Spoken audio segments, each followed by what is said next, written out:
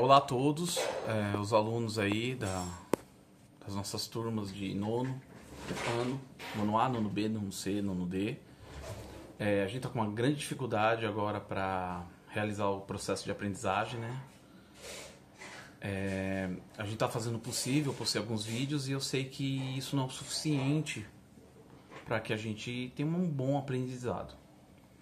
Muitas dúvidas acontecem durante as atividades, então eu decidi fazer o seguinte: vou pegar as atividades que eu passei e eu vou fazer uma correção agora. Não sei especificamente quais são as dúvidas de vocês. Eu tenho uma planilha aqui que mostra a maioria dos erros de vocês e eu estou me baseando nela para passar algumas explicaçõezinhas, né? Fazer as exclusões das alternativas erradas e assim vocês poderem tentar compreender melhor, principalmente aqueles alunos que estão com umas notas um pouco ruins. Quando for fazer a recuperação, que eu vou passar ainda no final dessa semana, tá? Especificamente para os alunos, não vai ser aberto para todos, né? Exatamente naquilo que ele está precisando de nota, naquela atividade que ele foi mal, para poder depois assim fechar o bimestre e passar o bimestre para o sistema, lá para a Secretaria Digital. Se vocês tiverem alguma dúvida, tenta postar. Eu já falei, combinei com vocês, combinei com alguns alunos, combinei não, né? Dei a possibilidade de alguns alunos da gente se reunir, tentar fazer uma videoconferência. Existem vários aplicativos para isso. Eu sei que nem todos têm celular, às vezes tem um celular, mas não tá tendo alguns problemas, né, para rodar alguns aplicativos, às vezes os vídeos, né? A questão de memória, a questão do tipo de Android, a capacidade do celular, etc, né? Eu sei, mas a gente vai fazendo o que dá pra fazer, tá? É um momento ruim, muita gente vai ser prejudicada em relação à aprendizagem, né? Eu acho que você não tem que focar em nota, foque em aprendizagem. O que eu estou aprendendo, o que eu não estou aprendendo. Se torne curioso, pergunte. Eu vou tentar sanar essas dúvidas dentro das possibilidades que eu tenho, né? E com o tempo a gente vai vendo o que é possível fazer, porque é uma questão de explorar os limites, o que dá para ser feito, como dá para ser feito, né? E assim a gente vai levando, tá? Então vamos lá, nono ano.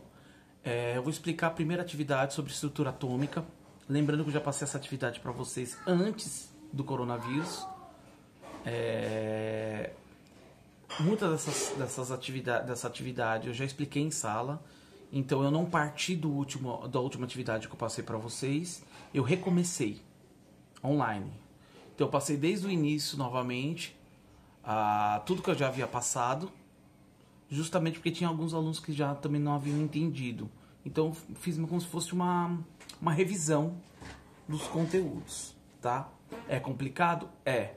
Então, para que eu consiga atingir vocês, eu preciso que vocês se comuniquem comigo, tá? Mandem mensagens, falam exatamente o que não entendeu. Às vezes eu posso demorar porque eu tenho várias salas, eu tenho outra escola, tá? Em outro município, né? Então acaba sobrecarregando. E, por exemplo, esses vídeos que eu posto para vocês, eu tenho que assistir todos. Eu tenho que assistir para ver se eles têm o conteúdo de maneira uma abordagem mais simples, mais rápida, completa, né? Para tentar para não ficar dúvidas. Eu assisto um vídeo, não combina, não é adequado, eu vou assistir o outro. Então assim, eu perco muito tempo, né? Os vídeos são prontos de acordo com as nossas necessidades e com um ponto específico que eu estou aplicando na matéria. São vídeos gerais, então assim, é complicado, é demorado, tá? Por isso acaba atrasando. O Classroom no celular, ele me notifica quando vocês mandam alguma mensagem, só que ele não fala qual é a sala, eu tenho que ficar abrindo as salas e caçando vocês. Então são mais de 100 alunos aí que eu tenho que ficar passando, olhando, para saber adivinhar qual é a sala, qual que é a turma, né? Qual que é a série. E assim, é muito complicado, tá? Outra coisa do Classroom, ele não deixa eu importar as notas automaticamente, por isso que eu pedi para vocês colocar o nome de vocês de chamada, né, o nome completo. Muitos alunos não colocaram o nome, continuaram com o nick, eu os excluí, tá? E chegaram até a fazer as atividades, mas não tinha como eu saber que a nota era dele. Então eu excluí. Tá? Porque quando eu peço a atividade, ele não coloca o nick, coloca o nome. Quando eu vou passar a nota lá pra vocês, vocês estão com o nick. Eu não vou ficar me matando por exclusão pra selecionar vocês, sendo que eu já pedi desde o início pra vocês alterarem o nome. Não alterou, eu excluí. Então tem a atividade de alguns alunos que fizeram, só que vão ficar com 0. Né? E se não fazerem as atividades, depois eu vou excluir. Porque eu não vou ficar com um monte de aluno aqui que não tem participação nenhuma. Não tem o porquê. Tá? Deixa eu ver se tem mais algum recado. Eu acho que é basicamente isso. Tá? Se vocês conhecerem outros alunos, né, que não estão fazendo, né, ou que não tem a notícia, conversa com eles. Se possível, passar algum recado sobre essas atividades, porque é o único meio que a gente tem de tentar, assim, de alguma maneira salvar o ano letivo, tá? Vamos lá. Então, estrutura atômica. A primeira questão de estrutura atômica não é necessariamente essa, quando vocês responderam, porque eu pedi para o sistema embaralhar as questões, tá? Então, vamos lá. Então, primeira questão. Na química temos alguns conceitos básicos. Esses conceitos são... Aí você tem as alternativas, tá? Uma coisa que tem que ficar muito claro para vocês. Conceitos básicos. Tudo bem? Substâncias e misturas não são conceitos básicos, tá? Átomos e moléculas não são conceitos básicos. Coisa e matéria... Coisa... Cara, você está completamente fora da linha. Matéria, corpo e objetivo, que seria a resposta certa, porque a matéria é a base do início do estudo da química, porque nós explicamos que a matéria ela é constituída por átomos e moléculas. Então a base é você entender o que é uma matéria, o corpo e o objeto, né? Para ficar um pouco mais claro essas explicações, eu peguei essa imagem para a gente poder dar uma analisada nela, tá? Então nessa imagem você tem os aspectos macroscópicos. O que são aspectos macroscópicos? São aspectos que a gente consegue olhar a olho nu. Microscópicos você precisa de um aparelho. Então aspecto microscópico ele é aspectos detectáveis apenas por uso de algumas lentes. Os macroscópicos você não precisa disso, tá? Você consegue enxergar, ver. Então, por exemplo, você tem a matéria, nesse caso, como sendo mármore. Ele não foi trabalhado, ele está na forma de como se fosse uma... Ele é uma rocha encontrada no solo. Ou a madeira, madeira, de quando você corta uma árvore, tá? O corpo, ele já é um pouco trabalhado, ele já tem uma... como se fosse uma finalidade. Né? Você já começa a dar uma finalidade para aquela matéria. Então aqui você já tem um bloco de mármore, ele já é um pouco mais trabalhado, né? Ele já foi retirado daquele local, daquela rocha, né? Então ele já começa a ter algum certo formato, ele já foi trabalhado. A madeira assim também, tá? Então você tem um corpo, você tem uma definição. Então você pode dizer que você tem aqui ripas de madeira, por exemplo. Tá? E como um bloco de mármore. Antes você só tinha a madeira e o mármore. Agora você tem um bloco de mármore e você tem ripas de madeira. Esse que aqui é colocado como um pedaço de madeira. Então você já foi feito um certo trabalho sobre ele. Então a matéria agora passa a se chamar de corpo. A parte final seria o objeto. O que é o objeto? Há um trabalho mais intenso sobre ele. Né? Trabalho manual, um trabalho com máquinas, não importa. E é a mesma coisa da casa de madeira. Eu transformei um corpo. É claro que eu vou usar outros produtos. Vou usar prego, vou usar cola. Isso caracteriza o trabalho que eu desenvolvi sobre aquele corpo para transformar numa coisa usual.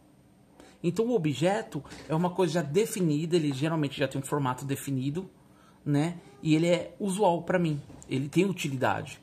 Um bloco de mármore ele não tem muita utilidade, mas quando eu faço uma pia com ele, ele passa a ter utilidade.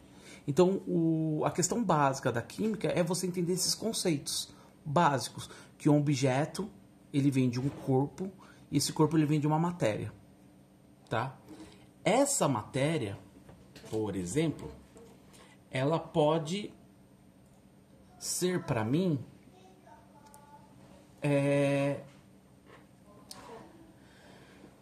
uma conjunção de moléculas, tá? As moléculas se juntam ao ponto de formar uma estrutura macroscópica. Porque a molécula ela é microscópica. Na verdade, nem microscópica ela é.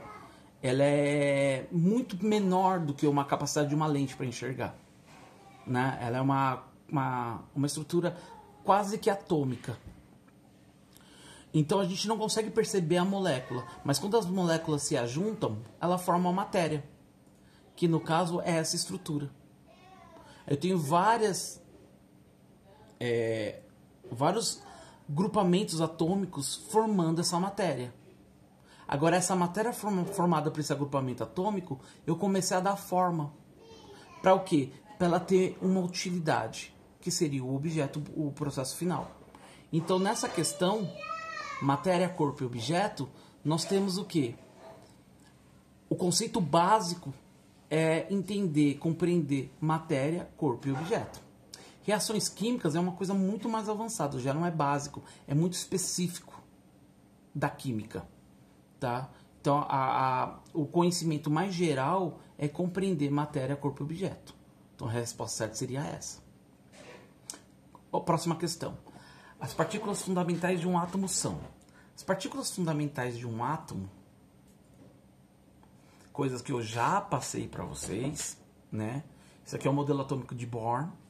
Você tem o núcleo atômico e a eletrosfera. Você tem o átomo dividido em duas partes. Né? Então, o núcleo atômico, você tem os nêutrons e os prótons. Está bem indicadinho aqui para vocês, o núcleo. E as duas partículas que constituem esse núcleo. Prótons com carga positiva e nêutrons não possuem carga. Eles ajudam na estabilização desses prótons. E você tem a eletrosfera, o número de camadas. Pode variar de acordo com o tipo de átomo, que são os elementos químicos. E esses elétrons possuem carga negativa.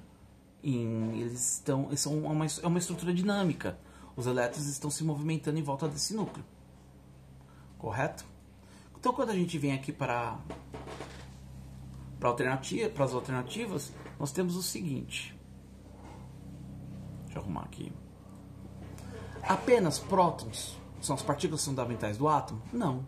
Apenas prótons e nêutrons? Não, isso aí é núcleo. E o átomo é constituído pelo núcleo e pela eletrosfera. Apenas elétrons? Não, elétrons só é eletrosfera. O átomo é o conjunto de eletrosfera com núcleo. Então, quem faz o núcleo? Prótons e nêutrons. Eletrosferas, elétrons. Então, essa é a resposta certa. As três partículas que eu trabalhei muito com vocês. E apenas prótons e elétrons? Não, faltam os nêutrons que vão estabilizar esse prótons. Existem átomos que só tem prótons e elétrons? Sim, o átomo de hidrogênio, o elemento químico 1. Mas existem hidrogênios com nêutrons, que é o deutério e o trítio, que eu já passei isso para vocês, que são isótopos. Tá? Mas é apenas uma situação dos mais, acho que se não me engano, de 108 elementos químicos que nós temos.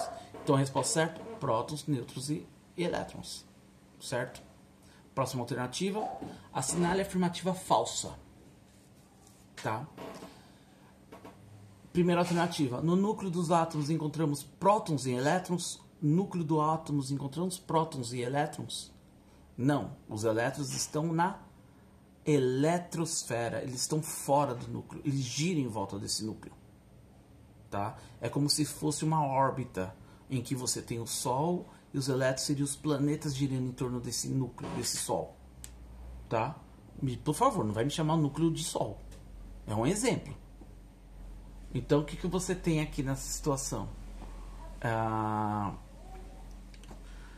Essa aqui é uma afirmativa falsa, uma afirmação falsa. Aqui teria que ser prótons e nêutrons.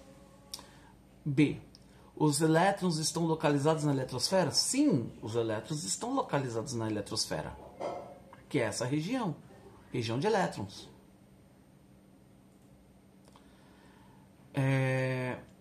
Essa outra alternativa. O núcleo é a região central do átomo? Sim. Sim, o núcleo é a região central do átomo. Prótons e elétrons possuem cargas elétricas opostas? Sim. Prótons, cargas positivas, elétrons, cargas negativas. Os prótons têm carga positiva? Sim, já respondemos isso no outro item.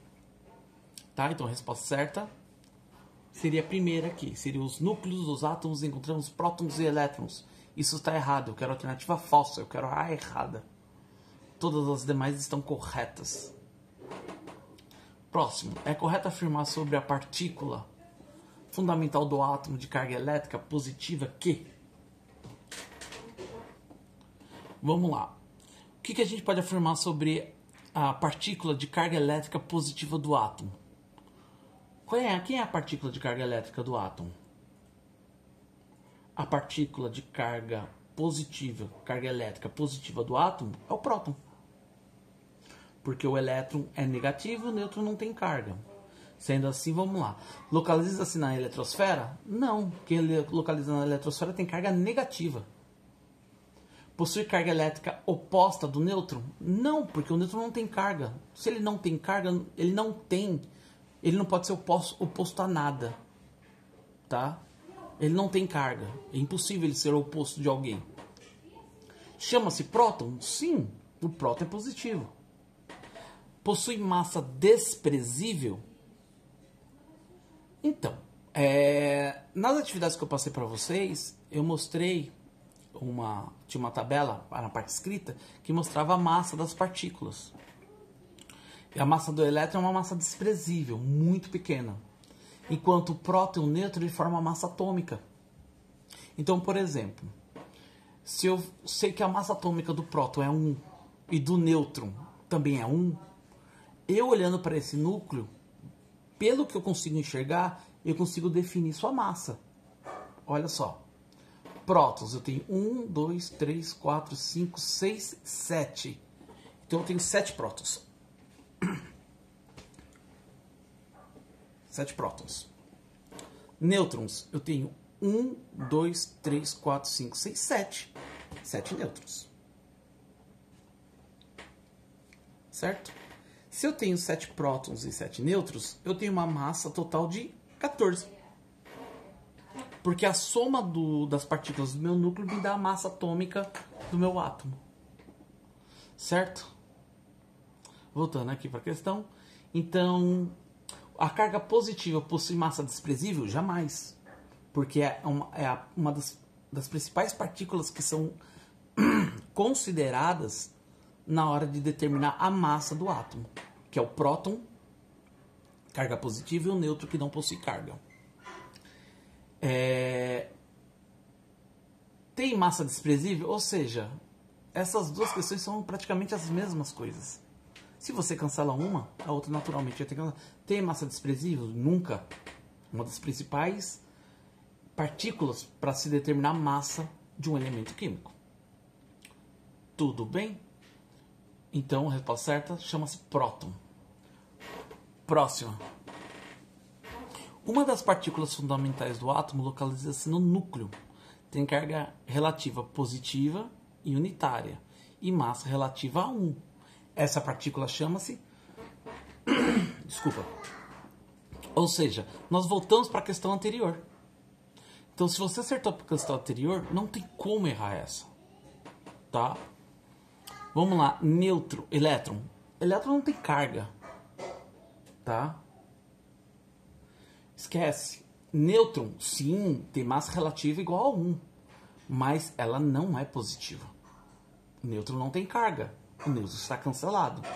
Neutrino é uma outra subpartícula atômica que a gente não aborda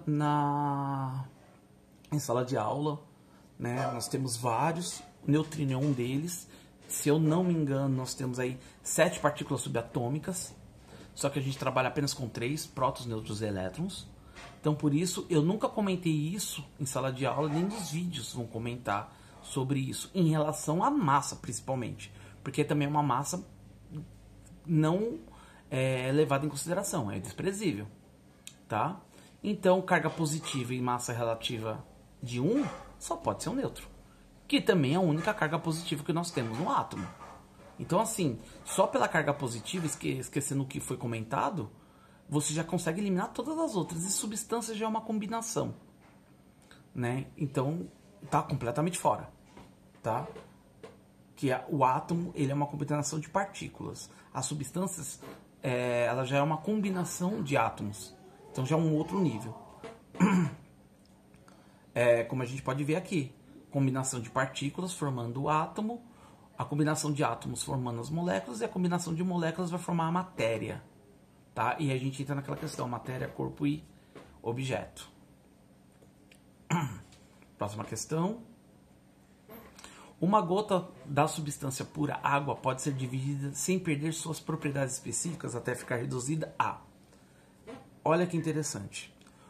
Vou ler de novo. Uma gota da substância pura água é igual àquela imagem que eu estou mostrando aqui para vocês. Aqui. Então, se eu tenho uma gota da substância pura... Deixa eu colocar a questão aqui para aparecer para vocês. Uma gota da substância pura água. Então, aqui eu já tenho uma gota da substância pura água. Tá? Uma gotinha. Se eu dividi-la sem perder suas propriedades específicas, então eu vou ter que dividir a água sem que ela deixe de ser água. Propriedades específicas da água. Sua capacidade elétrica, sua capacidade de solubilidade, né? O seu ponto de fusão, seu ponto de ebulição, né? Ou seja, são características da matéria. Né? Que matéria? Matéria é água. Então eu quero dividir a água sem que ela perca as características que a tornam ser água. Porque se ela não tiver a densidade 1 por centímetro cúbico, ela não é água. Porque a água tem que ter a densidade 1 por centímetro cúbico dentro de uma temperatura controlada de 25 graus. Então ela tem que obedecer essa regra. Se você pegar a substância e não obedecer essa regra, ela não é água. Ela tem sua solubilidade, sua capacidade de solubilidade. Ah, não está tendo a mesma capacidade de solubilidade. Então não é água. Então a matéria, água, ela tem suas características que a configura a ser água. E nenhuma outra substância no universo tem as mesmas características. Por isso que ela é uma substância água. E se tiver alguma outra coisa com as mesmas características, ela vai ser água. Tudo bem? Então, dentro dessa situação, né, eu quero dividir a água, uma gota de água, né, até um nível muito pequeno em que ela continue com as propriedades de água. Tudo bem? Então, o que acontece aqui? Eu vou ter duas substâncias simples. Ora, eu já falei no texto que é uma substância pura. Se ela é uma substância pura, ela só é formada por água, por moléculas de água. Sendo assim, como aqui está colocando, duas substâncias simples? Não. Se eu tiver duas substâncias simples aqui, eu tenho uma mistura. E eu não estou tendo uma mistura. Eu estou tendo uma substância pura. Pura significa que eu só tenho um tipo de substância. Então, a primeira alternativa está errada. Uma molécula. O que é uma molécula? Uma molécula é uma combinação de átomos, né? E essa molécula, ela dá origem, ela é a substância, tá? Porque ela se acumula e ela se torna no nível observável, visível, macroscópico. Então, nós temos aqui a molécula de água, que ela é constituída basicamente por um átomo de oxigênio e 2 de hidrogênio. Então, esse verdinho aqui é hidrogênio e esse branco é o oxigênio. Então, essa combinação me forma a molécula. A molécula que constitui a matéria água. Tudo bem? É a alternativa correta. Uma molécula. Se eu pegar essa molécula e desmontar ela, eu não tenho mais uma molécula, eu não tenho mais a substância. Eu vou ter átomos soltos. Eu vou ter o átomo de hidrogênio em um canto, o átomo de hidrogênio em outro e o átomo de oxigênio em outro canto. Ah, mas não é água? Não. São átomos. Quando eu combino os átomos, eu formo uma substância. Certo? O acúmulo dessa substância me forma essa matéria. Tudo bem? Então isso tem que ficar claro para vocês, essa definição. Essas bolinhas são átomos. Elas estão coladas umas às outras. Então isso me dá uma molécula, ou seja, me dá uma substância. Essa substância se acumula formando a matéria, que seria a gota d'água, que é uma coisa macroscópica, visível. A molécula, ela é a substância, só que ela é invisível. Então eu não chamo ela de matéria, eu chamo ela de molécula. Tudo bem? Dúvidas? Não tem como vocês tirarem as dúvidas comigo agora. Vamos continuar. Átomos. Não, foi que nem eu falei no exemplo para vocês. Se a gente dividir a nível de átomo, eu já não tenho mais substância nenhuma. Eu destruí a substância. Aí eu estou falando apenas de átomos. E um átomo pode ser qualquer coisa. Eu posso pegar esses dois aqui, ó, hidrogênios, juntar e eu faço o gás hidrogênio. Entendeu? Eu já não tenho mais nada. Eu posso pegar apenas um hidrogênio e o oxigênio aqui, só os dois, e dispensar esse hidrogênio, eu formo uma substância, formo um ânion chamado hidroxila. Né? Ele está presente em, geralmente, substâncias alcalinas. Tá? Ele é um constituinte, geralmente, para ligações iônicas. E é uma outra história.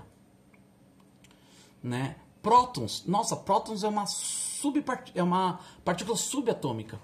Então, se eu chegar a prótons, significa que eu dividi a matéria em moléculas, dividi a molécula em átomos e dividi o átomo até chegar no próton. Então, eu fui muito além dessa divisão. Eu desconfigurei não apenas a substância em suas características específicas. Eu desconfigurei o átomo, que nesse ponto nem existe mais. Só existe uma partícula chamada próton. O átomo é desfeito. Certo? E, por último, uma mistura. Não, eu não tenho uma mistura. Porque se eu tivesse duas substâncias, eu já teria uma mistura. Independente se é uma substância simples ou composta. São duas substâncias. Então, essa questão é a mesma coisa que essa. Tá? Deixa eu baixar aqui para vocês verem melhor.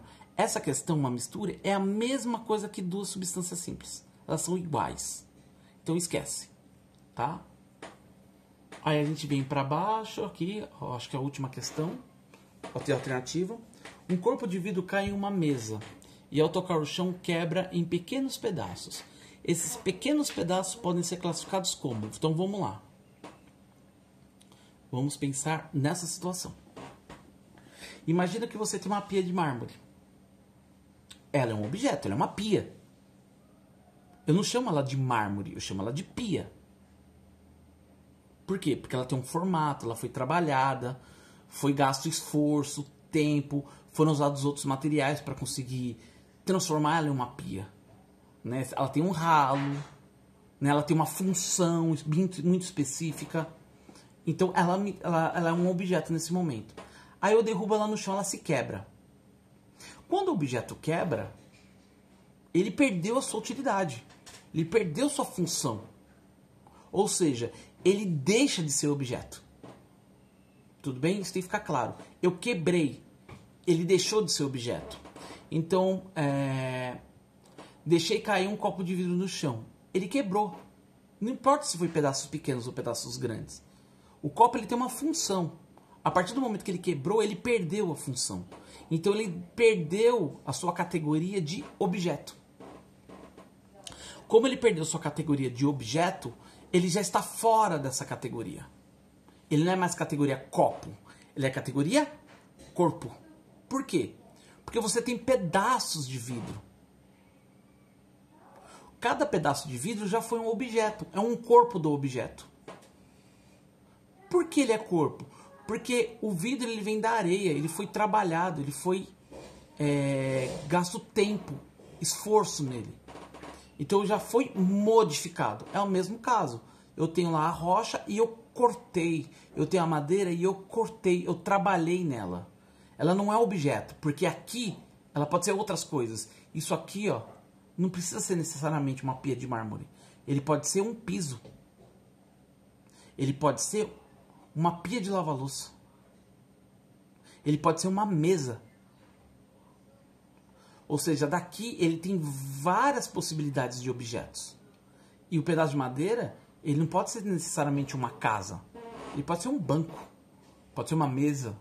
Pode ser uma cadeira. Dentro dessas situações, então ele tem outras possibilidades. Agora, uma casa de madeira é casa de madeira. Ele já tem a sua funcionalidade, ele já tem o seu objetivo final de construção. E a pia de mármore também já tem seu objetivo final de construção. Então, ele já tem uma finalidade. Aqui vai ser dado finalidade a ele ainda. Ele já veio da forma bruta, já foi um pouco trabalhado, onde é possível dar uma finalidade a ele, e aqui a finalidade já foi definida. Como aqui a finalidade não foi definida, eu chamo de corpo.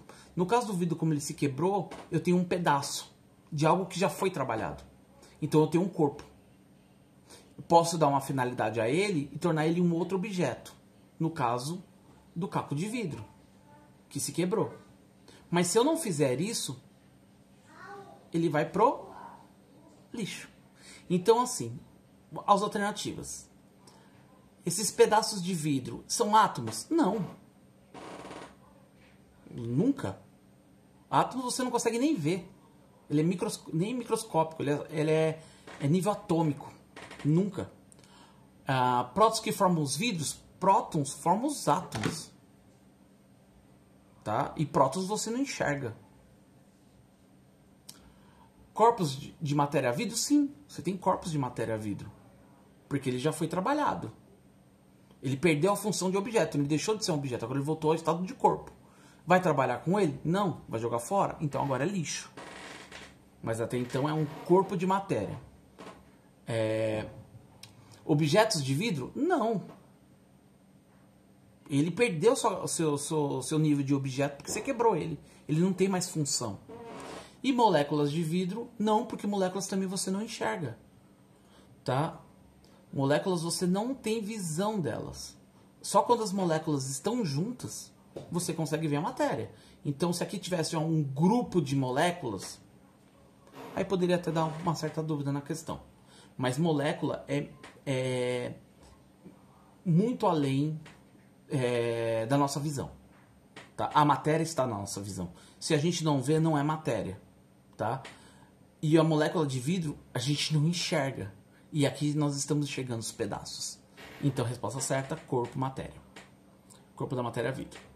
A última questão aqui é uma questão dissertativa.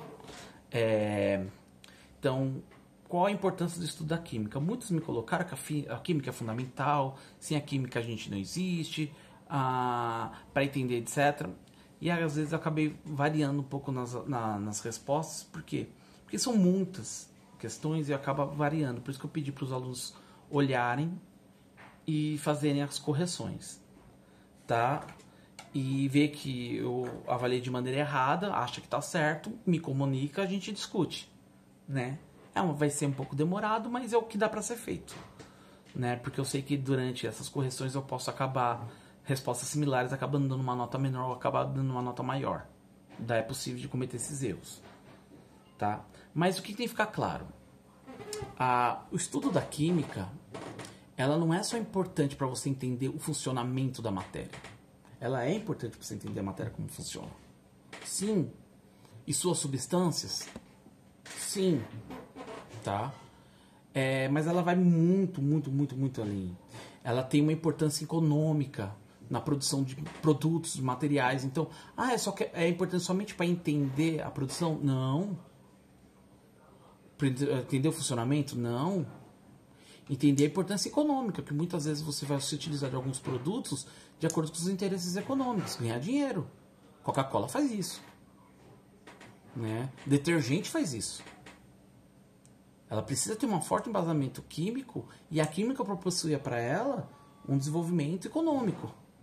Então a química é importante economicamente, produção de remédios, produtos de limpeza, higiene, entendeu? Ela faz parte do seu dia a dia também. Então Então a química ela também é importante para o seu dia a dia, não só economicamente, para compreender o funcionamento da matéria, entender como as coisas são produzidas, né? Ela é importante também no seu dia a dia de você saber por que você utiliza detergente para lavar a louça. Por que tem que ser detergente? Por que eu não jogo areia no prato e tento limpar com areia? Entendeu? Por que existem substâncias químicas? Que substâncias também químicas são essas que tem no detergente que vai tirar a gordura da panela? Entendeu? Reações de ácidos e bases. Quem é seu ácido? Quem é a sua base? Entendeu? Gordura é um ácido graxo. O detergente, geralmente, ele é um tampão. Ele vai fazer um efeito tampão com a gordura. Porque ele é uma base, né? Dependendo do material de limpeza, ele pode ser uma base forte, que é a soda cáustica, que vem no sapólio, que o pessoal usa para desengordurar e deixar brilhando o fogão. Você tem a cândida, hipoclorito de sódio, né? Utilizado na limpeza, desinfecção, né? Até mesmo para garantir a viabilidade das frutas, então viabilidade no sentido de você se alimentar dela conseguir eliminar patógenos que antigamente assolavam o Brasil, como cólera, ameba, né, causada pela entamoeba histolística, giardia, porque ela tem esse poder desinfectante em alimentos, mas as pessoas têm medinho de colocar, né, cândida. Lembrando que a cândida não é cloro. Ela usa na sua constituição, né, o cloro com oxigênio e sódio, mas ela não é cloro. O cloro, na verdade, é um gás, é gás cloro, Cl2. Né? E a gente, eu não sei porquê, acho que é uma coisa até de pesquisar a história, de querer saber por que a cândida é chamada de cloro. Né? Ela poderia ser chamada de sódio, se fosse assim, me dá um sódio. Mas quando você pensa em sódio, você pensa em sal de cozinha. Né? Então, como eu disse agora, química é importante você saber, o sal de cozinha. Por que o sal de cozinha vai aumentar a sua pressão? Uma questão de saúde. Quando você está com queimação de estômago, no seu dia a dia, é bom você entender por que o antiácido vai aliviar aquela queimação no estômago. Né? O efeito tampão realizado nesse processo. Então, assim, é muito importante química. E essa questão era para você especificar, principalmente no seu dia a dia, o quanto ela vai ser útil. Ela é importante para você. Tá? Não essas respostinhas prontas. Ela é importante porque ela produz remédio e vai curar a gente. Ela é importante porque ela não faz eu compreender o funcionamento da matéria, como são formadas as substâncias. Não. Tá? É muito incompleto esse nível de resposta, tá? Aí depois eu faço os vídeos das outras duas atividades e posto, né? Espero que tenha ajudado. Valeu.